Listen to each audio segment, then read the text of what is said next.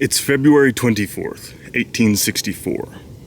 General Johnston is using soldiers from the Kentucky Orphan Brigade as a human telegraph line. This line stretched from the top of the ridge to the valley below, giving them full view of the enemy. These men had to rest at their posts. An Englishman by the name of George Disney rose early this morning and may have attempted to yawn when a bullet passed through his head. His fellow soldiers saw him lay back down and were not aware he was killed till about an hour later when they tried to arouse him from his sleep. George Disney was a resident of Owensboro, Kentucky, and he enlisted in the 1st Kentucky Infantry. He served the first year in Virginia until the unit was disbanded. Later, he became a member of the 4th Kentucky Infantry that was part of the Orphan Brigade. He served in Vicksburg, Baton Rouge, Stone River, Jackson, Chickamauga, and Mission Ridge.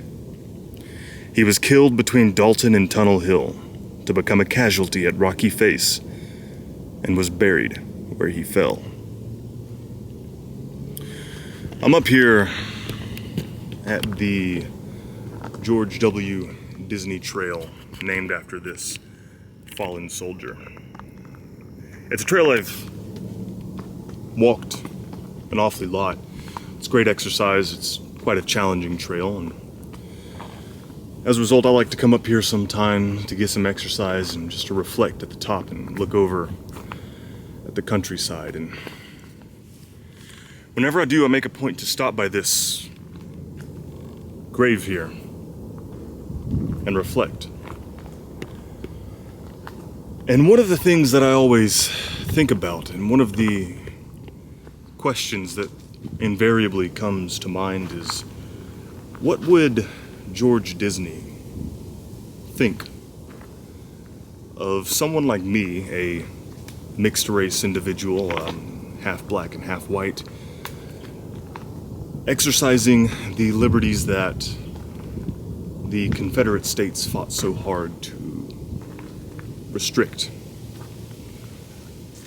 And I'm not saying that everybody who fought for the Confederacy and every single soldier was an evil racist hell-bent on the oppression of the blacks in America, but it can't be denied that without the threat of the abolition of slavery, the Civil War likely would have never happened.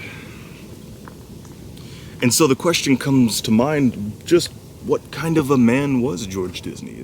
That little biograph that I read, or biography or whatever that I read, that said he was an Englishman. Now, whether he was born in England at the age of 3 months or that he came fresh off the boat and immediately joined the Kentucky or the Confederate war, the Confederate Army, we don't know. But I wonder what his motivations were. What drove this Englishman to fight for the Confederacy? Was it a staunch belief in the institution of slavery? Was it a fierce resistance to a perceived tyrannical federal government imposing its will over the states? And did he believe that no matter what the reason was, such an overreach by the federal government you couldn't stand for it, could not be tolerated?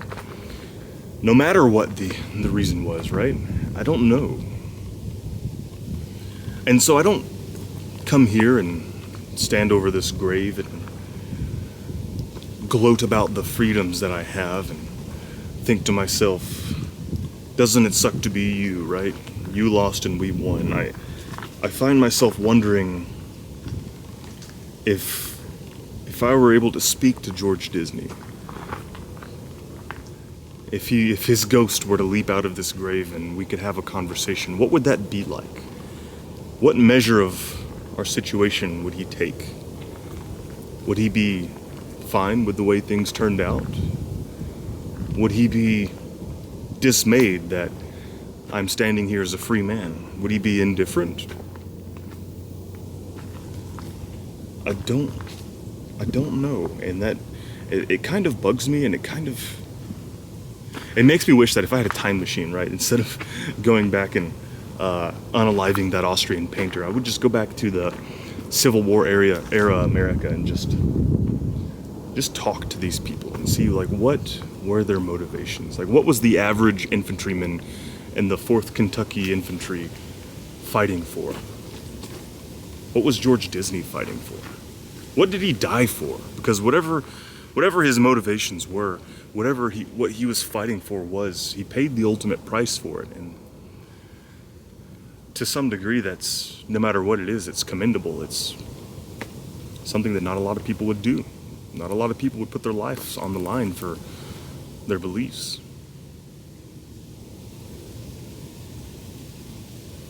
I just wonder what those beliefs were.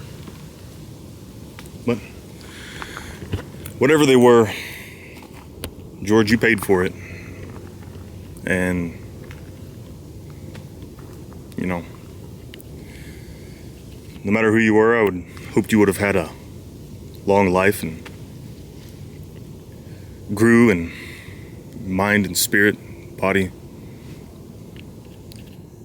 Sad you didn't get to die in your bed and learn the lessons that life gives.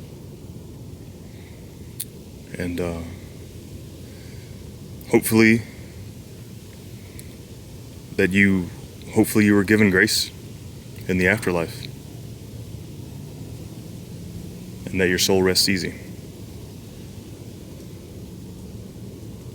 That's all.